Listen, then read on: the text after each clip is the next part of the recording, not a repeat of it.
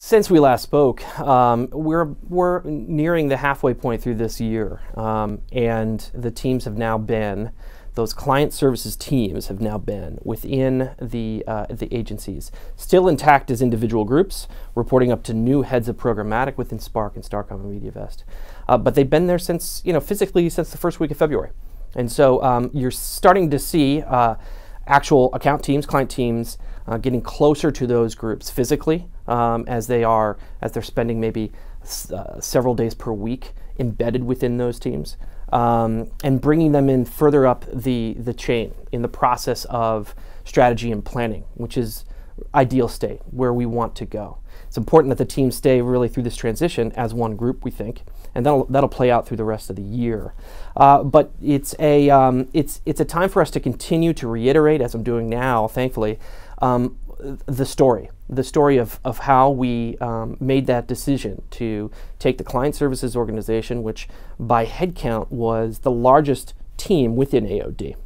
AOD, however, is just one component of VivaKi, and I think that's important to reiterate.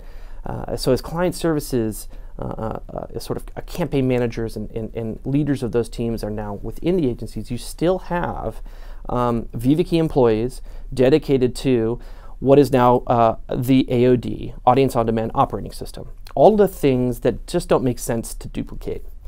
Billing, marketing also training, right? So Sherry Carpenter's group is focused on how do we continue to develop this great curriculum so that we can teach the agencies how to fish, right? How to actually do this work.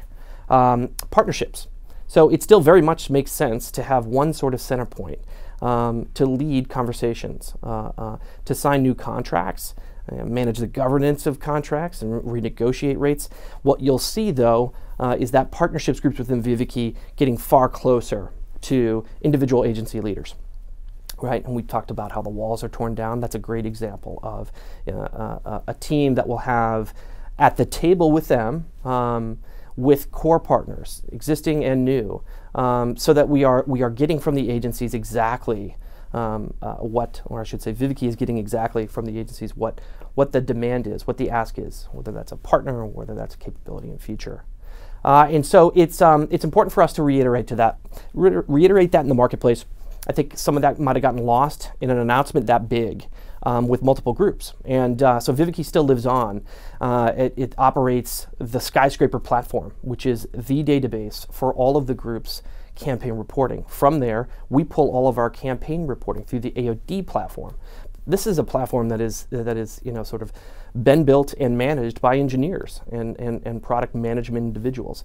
So there is still an extensive group within VivaKi managing these core technology assets that we have.